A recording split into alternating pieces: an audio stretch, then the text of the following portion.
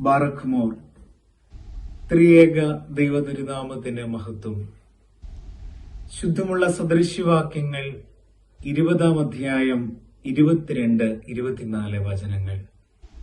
യഹോവയാണ് മനുഷ്യന്റെ കാൽവെപ്പുകൾ നിയന്ത്രിക്കുന്നത്. യഹോവയിൽ ആശ്രയിക്കുക, അവിടുന്ന് നിന്നെ സഹായിക്കും.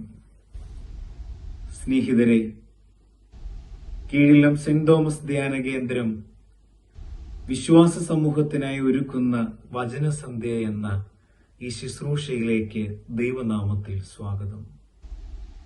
നമ്മുടെ കർത്താവും രക്ഷിതാവുമായ യേശുക്രിസ്തുവിന്റെ അനുഗ്രഹീതമായ മനുഷ്യാവതാരത്തിന്റെ ആ ജനന പെരുന്നാളിനെ തുടർന്നു വരുന്ന രണ്ടാമത്തെ അനുഗ്രഹീതമായ ഞായറാഴ്ചയിലേക്ക് നാം പ്രവേശിച്ചിരിക്കുന്നു. വായിച്ചു കേൾക്കുന്ന വചനഭാഗം ഒത്തിരി പരിചയമുണ്ട് നമുക്കെല്ലാവർക്കും. ശുദ്ധമുള്ള മത്തായിയുടെ സുവിശേഷം 2-ാം അധ്യായം 19 മുതൽ 23 വരെയുള്ള വചനഭാഗങ്ങളാണ്. ഈ വചനഭാഗങ്ങളിൽ ക്രിസ്തുവിനെ പരിശുദ്ധ കന്യകമറിയാമിനെ ചേർത്തുകൊണ്ടുള്ള യൗസേപ്പിന്റെ യാത്രയാണ് കാണുന്നത്.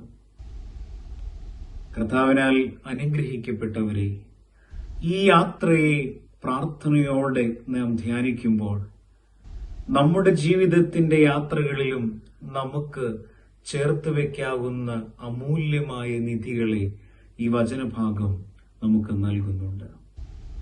പ്രാർത്ഥനയോടെ വിശ്വാസത്തോടുകൂടെ ഈ വചനഭാഗത്തേക്ക് നമുക്ക് പ്രവേശിക്കാം. നിശബ്ദനായ ഒരു വിശുദ്ധനാണ് നീതിമാനായിരിക്കുന്ന യൗസേപ്പ്. ആ യൗസേപ്പ് നടത്തുന്ന യാത്ര നമുക്ക് ചില ബോധ്യങ്ങൾ നൽകുന്നുണ്ട്. നമ്മുടെ ജീവിതത്തിന് ചില തിരിച്ചറിവുകൾ നൽകുന്നുണ്ട്. ഏറ്റവും പ്രാധാന്യമേറിയതും നമ്മുടെ ജീവിതത്തിൽ ഉയർത്തിപ്പിടിക്കേണ്ടുന്നതുമായ ഏറ്റവും പരമമായ സത്യം എന്ന് പറയുന്നത് വിശുദ്ധിയുടെ ഒരു യാത്ര, അത് വിശുദ്ധന്റെ മാർഗമാണ്. നമ്മുടെ ഓരോരുത്തരുടെയും ജീവിതം അത് വിശുദ്ധിയുടെ ഒരു ജീവിതമാണ്. ആ വിശുദ്ധിയിലേക്ക് നമ്മെ ഉയർത്തുവാനാണ് നമ്മുടെ കർത്താവും രക്ഷിതാവുമായവൻ മനുഷ്യാവതാരം ചെയ്തത്. മോർ അത്താനാസ്യൂസ് പറയുന്നുണ്ട്, അവനോട് തുല്യം നാം ആകാൻ നമ്മെ പോലെ അവനായി. ആകയാൽ വിശുദ്ധിയിലേക്ക് വളരുവാൻ തക്കവണ്ണം നമ്മെ ഓരോരുത്തരെയും അവിടുന്ന് വിളിച്ച് വേർതിരിക്കുമ്പോൾ ഒരു വിശുദ്ധിയുടെ യാത്ര, അത് വിശുദ്ധന്റെ മാർഗമായി, നമ്മുടെ ഓരോരുത്തരുടെയും മാർഗമായി നമ്മൾ മാറ്റണം. എന്താണ് ഈ വിശുദ്ധിയുടെ യാത്ര? ക്രിസ്തുവിനെ നശിപ്പിക്കുന്ന ഇടങ്ങളിൽ നിന്നും ബോധപൂർവമുള്ള സഹനങ്ങൾ ഏറ്റെടുത്തുകൊണ്ടുള്ള ഒരു യാത്രയാണ് വിശുദ്ധിയുടെ യാത്ര എന്ന് പറയുന്നത്. ആകയാൽ പ്രിയപ്പെട്ടവരെ, ഒരു വിശുദ്ധിയുടെ ഒരു യാത്ര നമ്മുടെ ജീവിതത്തോട് ചേർത്ത് വെക്കുവാനാകുമ്പോൾ നമ്മുടെ ജീവിതങ്ങൾ അനുഗ്രഹിക്കപ്പെടുകയാണ്. ഈജിപ്തിലേക്കുള്ള യാത്ര, ആ യാത്രയിൽ നിന്ന് ഈജിപ്തിൽ നിന്ന് ഇസ്രായേലിലേക്ക് മടങ്ങുവാൻ കർത്താവിന്റെ മാലാഖ യൗസേപ്പ് പിതാവിന് സ്വപ്നത്തിൽ ദർശനം നൽകുകയാണ്. ആകയാൽ പ്രിയപ്പെട്ടവരെ, വചനത്തിലൂടെ നാം കാണുന്നുണ്ട്, ഹോശേയ പ്രവചനം 11-ാം അധ്യായത്തിന്റെ 1-ാമത്തെ വചനം, ഈജിപ്തിൽ നിന്നും ഞാൻ എന്റെ മകനെ വിളിച്ചു എന്നുള്ളത്. ആകയാൽ പ്രവചനങ്ങളുടെ പൂർത്തീകരണം ക്രിസ്തുവിൽ നാം കാണുന്നുണ്ട്. ഇത് തന്നെയാണ് ഓരോ വ്യക്തിയിലും ദൈവത്തിന്റെ ഒരു പദ്ധതി. യിരെമ്യാവിന്റെ പുസ്തകത്തിൽ നാം വായിക്കുന്നുണ്ട്, അത് തിന്മയ്ക്കായിട്ടുള്ള പദ്ധതിയല്ല, അത് നന്മയ്ക്കായിട്ടുള്ള പദ്ധതിയാണെന്ന്.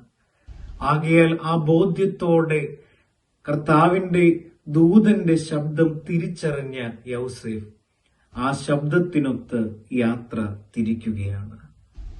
ആകയാൽ യൂദയിൽ ഭരണം നടത്തുന്നത് ഹെറോദോസിന്റെ മകനായിരിക്കുന്ന അർക്കലാവോസ് ആണെന്ന് കാണുമ്പോൾ അവൻ ഗലീലയിലേക്ക് പോയി. അവൻ നസ്രേത്തുകാരൻ എന്ന് വിളിക്കപ്പെടുവാൻ തക്കവണ്ണം അവിടെ പാർത്തു എന്ന് വചനം പറയുമ്പോഴും അതും മറ്റൊരു പ്രവചനത്തിന്റെ പൂർത്തീകരണമാണ്.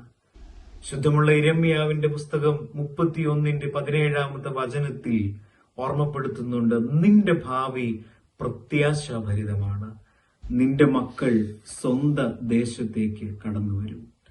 ആകയാൽ സ്നേഹമുള്ളവരെ, ഈ യാത്രയുടെ പ്രത്യേകത എന്ന് പറയുന്നത് ക്രിസ്തുവിനെ നശിപ്പിക്കുന്ന ഇടങ്ങളിൽ നിന്നുള്ള ഒരു യാത്രയാണ്. നമ്മുടെ ഓരോരുത്തരുടെയും ജീവിതത്തിൽ ദൈവികമായിരിക്കുന്ന ചൈതന്യം, ദൈവത്തിന്റെ പരിശുദ്ധാത്മാവിനെ ദൈവം നമുക്ക് നൽകിയിരിക്കുമ്പോൾ അതിനെ നശിപ്പിക്കുന്ന അനുഭവങ്ങൾ നമ്മുടെ ജീവിതത്തിൽ ഉണ്ടാകരുത്. അതിനെ നശിപ്പിക്കുവാൻ സാധ്യതയുള്ള ഇടങ്ങളിൽ നിന്ന് ബോധപൂർവമുള്ള ഒരു യാത്ര ക്രിസ്തുവിനെ സംരക്ഷിക്കുന്ന ആ നീതിമാനായിരിക്കുന്ന യൗസേഫ് നൽകുന്ന പാഠമാണ്.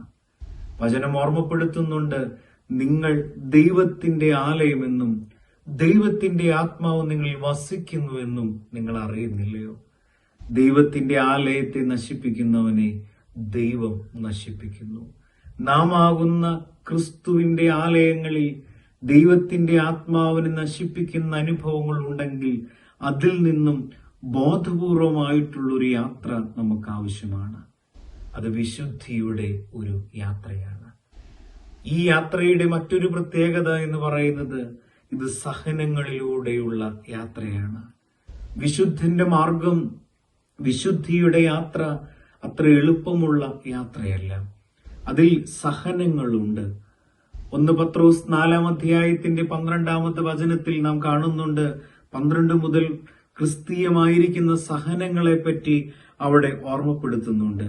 ഓർമ്മപ്പെടുത്തുന്ന വചനം ഇങ്ങനെയാണ്, അഗ്നി പരീക്ഷകൾ ഉണ്ടാകുമ്പോൾ അപ്രതീക്ഷിതമായതെന്തോ സംഭവിച്ചെന്നതുപോലെ നിങ്ങൾ പരിഭ്രമിക്കരുത്.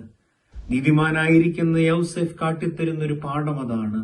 അവൻ അപ്രതീക്ഷിതമായത് സംഭവിക്കുന്നു എന്നുള്ളതല്ല അവന്റെ മനോഭാവം.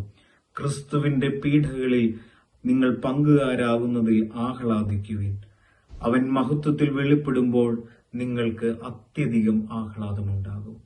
ആകയാൽ സഹനങ്ങളെ ഏറ്റെടുക്കുന്ന നീതിമാനായിരിക്കുന്ന യൗസേഫ് നമുക്ക് തരുന്ന പാഠം അത് തന്നെയാണ്. നമ്മുടെ ജീവിതത്തിൽ നാം നേരിടുന്ന സഹനങ്ങളിൽ പതറിപ്പോകുകയല്ല, അവിടെ ദൈവത്തിന്റെ ശബ്ദത്തിന് കാതോർത്ത് ആ ശബ്ദത്തിനൊത്തവണ്ണം നമ്മുടെ ജീവിതത്തിന്റെ യാത്രയെ മുമ്പോട്ട് കൊണ്ടുപോകുവാനായിട്ട് സാധിക്കണം. മൂന്നാമതായി ഈ യാത്ര നൽകുന്ന പാഠം ദൈവശബ്ദത്തിന് കാതോർത്തുകൊണ്ടുള്ള ഒരു യാത്രയാണ്. അവൻ യാത്ര തിരിക്കുമ്പോൾ ഈജിപ്തിൽ നിന്ന് ഇസ്രായേലിലേക്കാണ് അവൻ യാത്ര തിരിക്കുന്നത്. ആ യാത്രാമധ്യേയും ദൈവശബ്ദം, കർത്താവിന്റെ ദൂതന്റെ ശബ്ദത്തിന് അവൻ ശ്രദ്ധ കൊടുക്കുന്നുണ്ട്.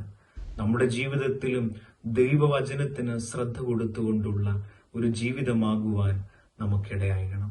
ആകയാൽ ഞാൻ എന്റെ വാക്കുകളെ ഇവിടെ ചുരുക്കട്ടെ. നമ്മുടെ ജീവിതം വിശുദ്ധിയുടെ ഒരു യാത്രയായി തീരുവാനിടയായി തീരണം. അങ്ങനെ ഒരു വിശുദ്ധമായ മാർഗം, വിശുദ്ധന്റെ മാർഗമായി നമ്മുടെ ജീവിതം മാറുവാൻ ഈ കൂടിവരവ്, ഈ പ്രാർത്ഥന, ഈ സന്ദേശം മുഖാന്തരമാകട്ടെ എന്ന് ഓർമ്മപ്പെടുത്തുന്നു. ദൈവനാമം മഹത്വപ്പെടുമാറാകട്ടെ. ആമേൻ.